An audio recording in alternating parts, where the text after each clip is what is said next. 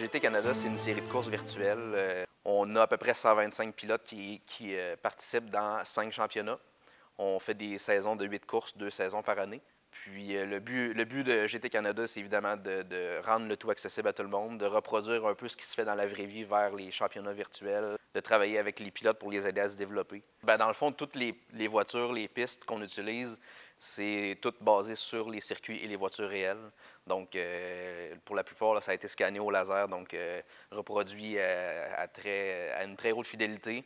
En plus des données, donc tout ce qui est la physique, comment le véhicule se comporte, comment la chaleur des freins, la suspension, comment elle travaille. Donc tout a été reproduit au plus loin du détail possible. On essaye toujours de varier un peu les circuits, mais on va sur plusieurs pistes quand même connues, comme exemple Barcelone, Monza en Italie, Imola. On a un nouveau championnat qu'on a débuté avec des circuits canadiens, donc le Grand Prix de Trois-Rivières, circuit Jules Villeneuve, Mosport en Ontario, circuit Mont-Tremblant. Donc on a vraiment une belle variété, mais c'est tous des circuits qui existent pour de vrai dans la vraie vie. C'est certain, on n'a pas le feeling, on n'a pas les forgés, mais le battement de cœur d'un départ à 40 sur une ligne, c'est quelque chose qu'on ne peut pas le décrire, on peut juste le ressentir. On s'est mis quelques amis ensemble et on a créé l'équipe Last But Relax. Donc, c'est vraiment une ambiance décontractée, un seul prérequis, pilote de Porsche. On est tous des passionnés de Porsche. Certains d'entre nous ont une Porsche. Puis, à chaque année, on échange nos connaissances, on échange nos réglages. Puis, c'est vraiment l'entraide qui a été créée dans ce groupe-là qui nous amène à nous surpasser. On a un pilote pro, Éric Bourdua, qui est vraiment comment je pourrais le décrire? C'est notre tuteur. C'est celui qui nous apprend, c'est celui qui nous amène à développer des techniques plus avancées. Éric conduit aussi sur circuit dans la vraie vie, donc c'est vraiment là qu'on voit la transition ou l'application de toutes ces techniques-là qui sont réelles, qui sont d'un vrai pilote, d'un pilote très talentueux. Puis on peut reproduire, si on peut dire, exactement les mêmes techniques sur simulateur. Ça nous améliore énormément. Je m'appelle Éric Bourdua. Je fais du sim racing depuis 5 ans environ. Présentement, je conduis une Porsche 911 GT3R dans la série GT Canada.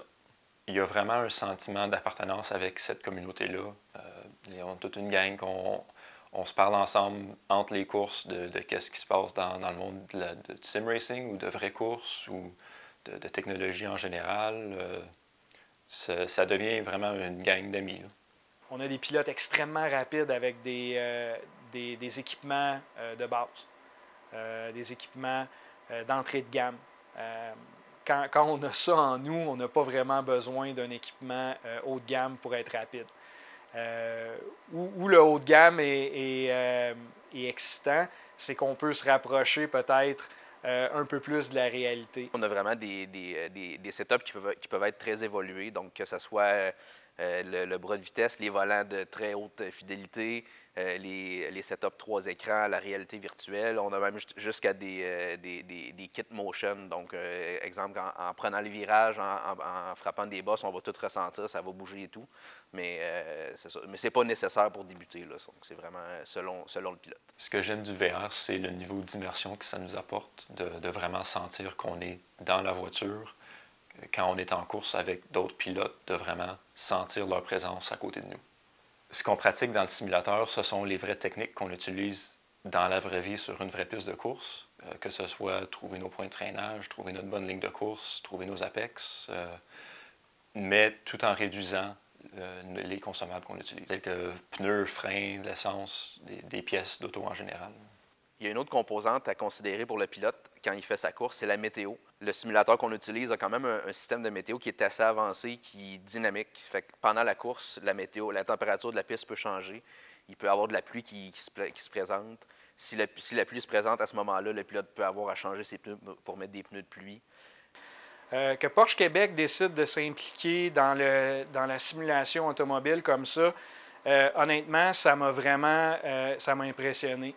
Ça m'a impressionné, mais en même temps, quand on prend le temps d'y penser, c'est juste une continuité. C'est aussi simple que ça. On a des passionnés de voitures, des passionnés de Porsche, des passionnés de course souvent. Puis on fait juste connecter tout ça ensemble pour amener ça à un autre niveau.